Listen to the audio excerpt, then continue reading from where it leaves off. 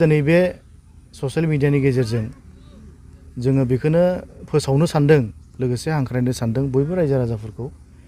जोङो खोब रंजानाय मोनदों दिनै नैबे एजेन्डाखौ बा बिसयखौ जों फोसावनो मोननायनि थाखाय जे जोंनि अन्थाइबारि माया क्लाब एन्ड लाइब्रेरिजों खुंजानाय जि मार्टियार्स डि जाब्रां जि फुटबल टुर्नामेन्ट बियो सेसन 3 बयबो मिथिदों रायजो राजाफ्रा बियो थांनाय 15 अक्ट'बरनिफ्राय जागायजेनदोंमोन दा दिनै बियो गाबोननि दिनाव 28 तारिख अक्ट'बरावहाय बियो जोबथा जायखौ जोङो फाइनाल ग्रेन्ड फिनाले प्रग्रामा मेहेरगोनाङै गाबोन जागोन बेखायनो बे गाबोननि जि ग्रेन्ड फिनाले बे फिनालेयावहाय मोननै देरहानानै गेलेनो रेडि जानानै थानाय मोननै हानजाया जाहैबाय मोनसेया जाहैबाय हान्टार्स FC खायलाबारा आरो मोनसेया जाहैबाय MRLD FC बड'लेण्ड बे मोननैबो स्ट्रं हानजाया मोननैबो बहुत स्ट्रं बेखायनो मानसिफ्रा रायजोफ्रा खुब नायनो मोजां मोनगोन बेखायनो बे मोननैबो गेलेनायनि जुजिलायनाय गेलेनायखौ जों गाबोननि दिनाव नुनो मोनगोन दा बेजों लोगोसेनो जों माखासे हाबाफारिफोर आरोबाव जों दोनदों जोंनि बे गाबोननि ग्रेन्ड फिनाले प्रग्रामखौ जाफुंहोनो थाखाय जोङो सासे देंखोगिरि सासे बिनानावखौ जों लिंहरदों बे देंखोगिरि बिनानावानो जाहैबाय फुंबिलि बसुमतारी दा ट्रेन्डिं जि सोलिबाय थानाय सासे रोजाबगिरि जा बे बिनानावजों लोगोसे माखासे मोसाखावरिफोर फैफागोन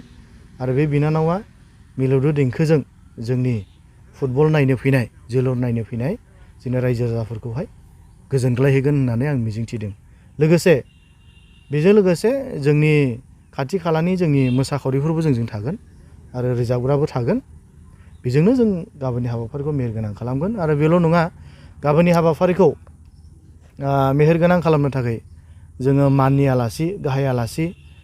जोङो बिथांमोनखौबो जों हांख्रायदों जा गाबोननि दिनाव जों नुनो मोनगोन जोंनि आलासि बिथांमोनाबो जोंजों सफैगोन आरो हाबाफारिखौ जाफुंहोगोन बेजों लोगोसे मार्टियार्स डि जाब्रांनि जि न'खरनि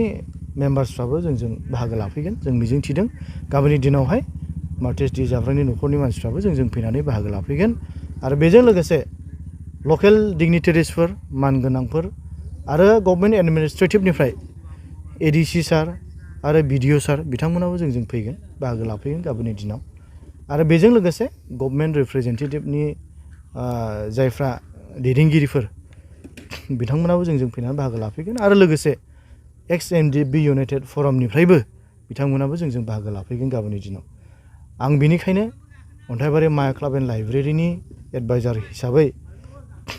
आंजों लोगोसे दङ आरो अन्थाइबारि माया क्लाबनि सासे एडभाइजार बेजों लोगोसे जोङो फुटबल साब कमिटिनि जानानै बयबो खाथियाव थानाय गोजानाव थानाय जोलुर बादायलायनाय नायनो मोजां मोनग्रा आइ आफा रायजो राजाफोरखौ आङो हांख्रायनायजों लोगोसे खावलायबाय गाबोननि दिनाव जेन बयबो बे मोनसे बाहागो बे मोनसे खाबुखौ लायो आरो ज' लैहोर लैहोर फैनानै बे हाबाफारियाव बाहागो लाफैनानै जोलुर नायफैनानै हाबाफारिखौ प्रग्रामखौ मेहेरगोनां खालामफैनो आङो क्लाबनि जानानै कमिटिनि जानानै आरो प्रग्रामनि जानानै बयखौबो आङो हांख्रायबाय लोगोसे बयखौबो बरायबाय आरो बयखौबो हामबायहोनाय जासिबाय गाबोननि जे जोबथा बादायलायनाय बेयो बेसेबांसो समनिफ्राय जागोन बियो जोङो 2थानिफ्राय जों लादों अपेनिं जों 2थानिफ्राय बेयाव माखासे कालचारेल हारिमु आयदाफोरबो थागोन बेनिखायनो जों 2थानिफ्राय लागोन जोङो नायनि जोङो बेसेबां टाइमाव जों किक आउटखौ जों होनो हायो रायजो राजाफ्रा बेसेबांसो टाइमनिफ्राय बेहाय हाबनो हागोन रायजो राजाफ्रा बाहाय जों 2थानिफ्राय हाबनो हागोन 2थानि एसे सिगांनिफ्रायबो हाबनो हागोन जायानो सिगां फैयो माने मोजां जायगाखौ मोनगोन